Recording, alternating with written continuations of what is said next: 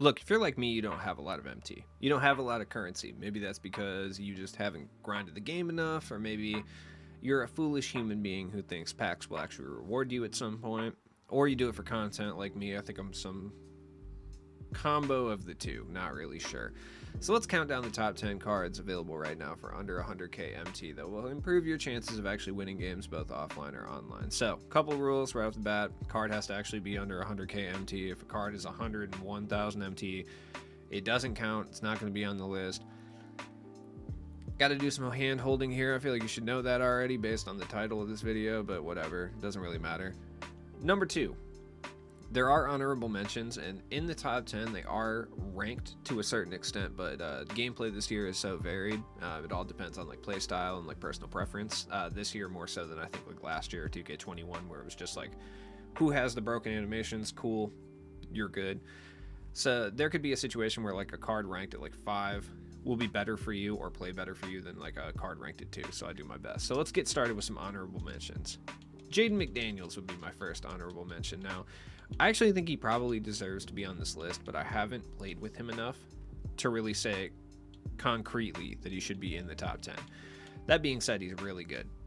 Absolutely. He's also on a loaded position too. Like, he plays the best at small forward, and there's just so many small forwards available.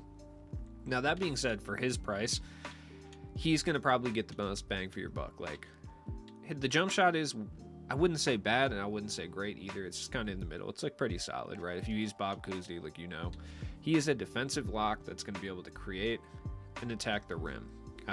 General negatives with him is he has lower speed than a lot of people do, and he's not the greatest rebounder, meaning that playing him at power forward isn't really ideal. But he's going to be an excellent perimeter defender, and he's going to be an excellent small forward that can rival some of the best small forwards in the game. You should definitely pick him up and give him a try if you're looking for a new small forward for sure. Like, he's very, very, very good. Next up is a card that released today as well.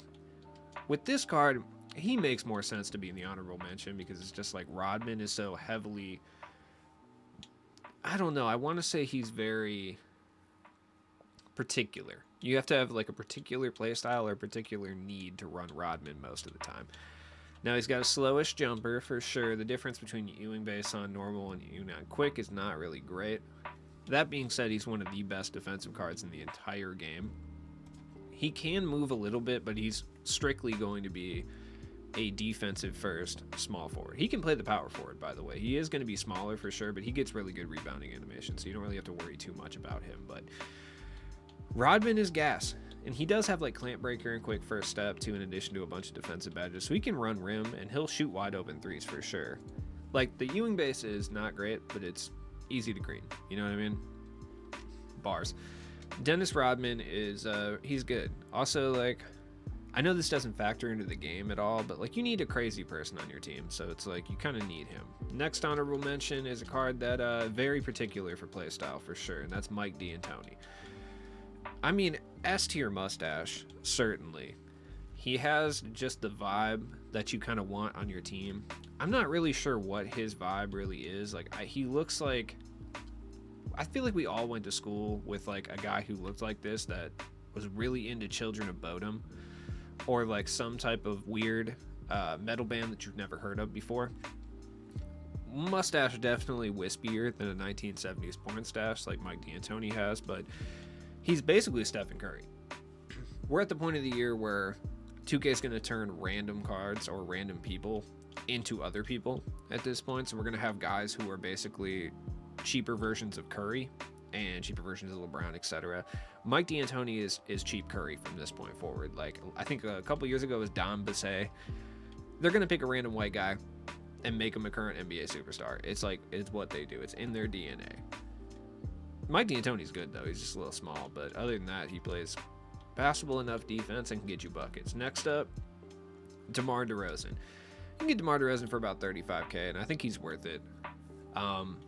The jump shot, very easy to green, though a little bit slow if you're trying to do three hunting things. DeMar's just like an all-around very good shooting guard. He's just in a loaded position. He's got the size. He attacks the rim. You know, he's able to shoot threes. There's nothing wrong with DeMar DeRozan. He's just like the epitome of a very solid player. Now, people like him, people hate him. It's just kind of dependent. I personally think it's somewhere in the middle, where I think he is very serviceable, but I don't think he's like towards the top of the shooting guard class. But then again, he's good. Next up, Drew Holiday. Now, Drew Holiday is an interesting one. He's 6'5" for some reason. This card is 6'5". His other previous cards have been 6'3", so he's a little bit bigger. For me, anyway, the jump shot is super inconsistent, so I don't like him. So that's why I have him like kind of ranked in honorable mentions. But he's going to be an incredibly good defensive first point guard. He's going to be able to shoot the ball for sure, but you just got to get his release down. Drew Holiday is going to play good defense. He can create shots. And once you time his jump shot, you're able to create three-point opportunities with him. But I would say just know before going to pick him up that there may be some issues with jump shot timing, because I just feel like it's super inconsistent. So the actual top 10, Lauri Markkanen. Markkanen is, why did I think not putting the U was going to be beneficial in any way, shape, or form? What is wrong with me, dude? Anyways, Lauri Markkanen is fantastic. Like, he is. Are you going to be able to dribble and create with Lauri Markkanen? No. He has one of the best power forward player builds in this entire game and a really easy to green jump shot. Lauri Markkanen is what? 7 foot tall? He literally looks like he's 7'3". Like, he is massive for sure. He gets great rebounding animations. He's also just going to look super annoying out there. Like, he looks like he doesn't belong. And honestly, he can bang in the post a little bit too, if that's kind of what you're looking for. But for the most part, he's going to be a floor spacing power forward. And he's going to be able to play defense at a higher caliber than you would expect. I swear. I promise he does. He is one of the most annoying rebounding guards in this game. Lauri is nice. Next up, we got number 9. I don't know if this is just fatigue or what, but I just like really don't care about Paul George cards anymore. Specifically All-Star Paul George. Very, very good. It's just something about him I just like don't care anymore. I feel like a lot of that has to do with the fact that he doesn't play shooting guard, and I feel like that's where people usually play Paul George. That's where his strengths really lie. But he's probably one of the best 3-and-D small forwards in the game. Like, I'm not even kidding. If we're talking about pure 3-and-D small forwards, he's probably one of the best in the game, straight up. Like, he plays phenomenal defense, huge player build. I like his jump shot a lot. I feel like most people have used Paul George up until this point. Don't go with the pink diamond one. The pink diamond one sucks, but this one's really good. Number 8. Interesting card, I would say. I feel like some people like this card a lot. Some people hate this card. It just really kind of depends. I wish it was Christian Laettner, but it's not. It's Christian Wood. The jump shot is good. He rebounds really well. He's got a big player build, but he's missing some key defensive badges. That's like really the only issue with him. He's not going to dribble either. Like, he's not a dribbler. Like, you just have to accept that first and foremost. Like, he is not going to be handling the rock in any way, shape, or form. He's got an 83 ball handle. I mean, don't get me wrong. He can push it up the floor if you need him to, but it's not like you're going to be able to create with Christian Wood on a consistent basis, right? It's fine, though, because Christian Wood is low-key kind of fire. Not having clamps, you would think that's like a big deal. It's not this year. In my opinion, not having clamps is probably the least detrimental it's ever been. I mean, I'm sure if you talk to comp guys who are able to exploit the game at a high caliber, then they'll probably tell you something different. But from a casual perspective or like a median perspective, I really don't think not having clamps is really that big of a deal just because of how overpowered Clamp Breaker is this year. That being said, Christian Woods, he will get exploited if your opponent is going to rim run heavily, but other than that, he sets effective screens. He shoots a good 3. He looks better than 6'10". He looks bigger than 6'10", and he rebounds well. And at this point, that's all you can really ask for, I guess. Number 7, Mikal Bridges. The jump shot is what sets this card apart. They hoed him on the defensive tendencies for sure. If he had better defensive tendencies, I guarantee this card would be double the price he is. The jump shot's elite. Player build is solid. He's going to play competent enough defense. Granted, the tendencies are off. If you've ever wondered why people reference defensive tendencies as much as they do, the defensive tendencies will control what the CPU-controlled version of that player does. So when you look at the tendencies, just to kind of go and break them down a little bit for anybody who's not really familiar with what they do, just a couple of important key tendencies to look at. Pass intercept tendency will essentially, the CPU is going to reach out for, I mean, it's simple. I mean, they're going to try to intercept passes more. You know what I mean? On ball steal is going to be how much they actually swipe for the ball and how successful they are at it. Block shot, I mean, how often they'll actually block the shot or even attempt to block the shot.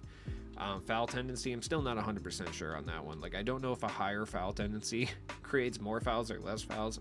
Still very inconclusive. Contest shot is how effective they're going to be at getting a good contest off. The only ones other than that I usually look at specifically are going to be flashy dunk tendency, because flashy dunks will get blocked a lot more, for sure, and three-point tendency. Three-point tendency dictates how often the opposing CPU is going to actually try to contest the three. If you have someone with like a 0 three-point tendency, like they will contest it still, but they're not going to contest it as vigorously as they would otherwise. Anyways, Mikal Bridges, pretty good. I mean, there's nothing really special about him, but he's solid enough. That kind of goes double for our number 6 card too as well. Like, I don't think he's necessarily the greatest card in the world, but Pascal Siakam is very, very solid. He's just the antithesis of a very solid small forward. He can play the power forward too. I think that's what puts him over someone like a Jaden McDaniels, who kind of struggles to play the power forward but is very good at small forward. Pascal Siakam kind of plays both positions really well, so for that reason I would put him here. Siakam's good. Is he 35k good? At this stage, yes, but for how much longer, I'm not entirely sure. Number 5 is simply here due to being a bigger name and the fact that, oh yeah, I always spell his name wrong, I feel. His jump shot is so annoying, dude. I swear I hate this jump shot so much. Tatum's jumper is one of the most annoying jump shots to actually contest. Now, his card fluctuates, that's why he's lower down the list. There are certain times that his all-star card is under 100k, which would be right now. It's not coming up because you can't search for it, but other times it fluctuates to over 100k. He's very good. It's just you have to keep an eye on his price. He's going to be closer to 100k regardless, and I'm not sure that's necessarily worth it. Like, is he really that much better than Siakam? From a jump shot perspective, yes. Number 4, not a lot of centers on this list. It's not shocking, really. Marc Gasol. Now, his jump shot is very particular. Like, remember what I said about Jrue Holiday? That's going to go triple for Marc Gasol. Marc Gasol's jump shot is one of the most inconsistent in the game, but once you're on with it, you're on. Like, it's fast. You can get it off before closeouts.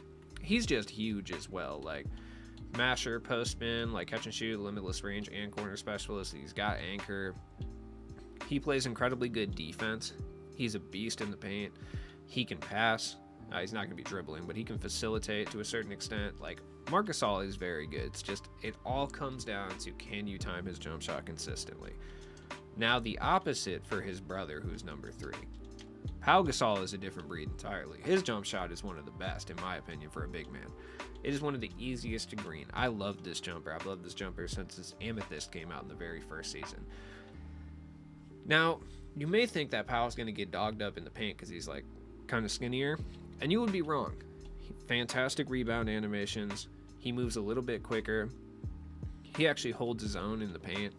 These two guys, realistically, are the only two guys that you can buy for 100k that are going to be able to compete with Yao Ming. Like, there's guys you can grind for that do a decent job, like JaVale McGee or Rudy Gobert, but these are the only two purchasable guys, to my knowledge, that I would consider to be, besides like a Murasan or like a Taco, who are way too slow to deal with Yao, that can hold Yao down. Pau's really good. 60k, a little high because I feel like they'll put someone else out pretty soon, but still very good. Last two, spoiler, they're point guards. It's not shocking that the top 4 are 2 of the weakest positions in this game consistently, right? Shai Gilgeous-Alexander, he is a bit expensive for sure. 67k being the lowest one. 6'6" though, good player build. The jump shot is one that I'm kind of conflicted about because I've used Shai for so long. I don't know if his jump shot is actually fire, or I'm just so conditioned to using it that it's like one of the greener jump shots for me. I'm not sure. I've heard a lot of people say it's good. I've also heard a lot of people say it sucks. I personally like it. I think if you want to try it out, it's worth going to pick the Diamond up for like 6k because he has the same jump shot. It's even on the same timing and everything. So you can test out if you actually like the jump shot before sinking, 67k into it. But Shai can rim run. He's big enough to hold down, bigger point guards. He's still going to get stiff arm dunked to death by like Ben Simmons. There's nothing you can do except for our number one, by the way. Spoiler. But Shea is a great offensive first point guard, and he would be really, really solid as either your starting or bench point guard, straight up. I like Shea a lot, too. I don't know. He's not eclipsing Brandon Ingram as my favorite NBA player, but it's like really close. I like Brandon Ingram because he looks like he smokes mid, though. Number one, Denny. Denny is right around 30K. I've seen him dip below. I've seen him be above. It just kind of depends. But Denny, fantastic. 6'9", realistically the only card that is going to, I don't even want to say stop Ben Simmons and Magic, but like consistently limit them. Whereas like every other point guard in the game can do nothing against those two. At least Denny can do something. The only issue with Denny, he doesn't have range. That's it, but his jump shot is good enough that you can shoot from deep, you can green it. I would say if you're looking to go compete online and you don't have the amount of MT necessary to buy like a Magic or Ben Simmons, or if you're looking to conserve MT for a future release and you want to sell Ben Simmons or Magic, picking up Denny for 29K will do a lot for your team straight up. So, hey, let me know if I forgot anyone. Another person I would like to mention is Bobby Portis, to be honest. I'll probably mention him in the budget tier list for sure, or budget list, whatever, who cares. Bobby Portis is good, though. He plays really good defense. He is a very, very good 3-and-D power forward. If you're looking for your power forward to just play defense, rebound, and shoot three-pointers when they're open, you could do a lot worse than Bobby Portis, and he's dirt cheap. Like, you can get him for under 10K. So I wanted to point him out, too. I'll talk about him more extensively in the budget list. But as always, spend your friend cheap loots, man. Have a good day. Peace.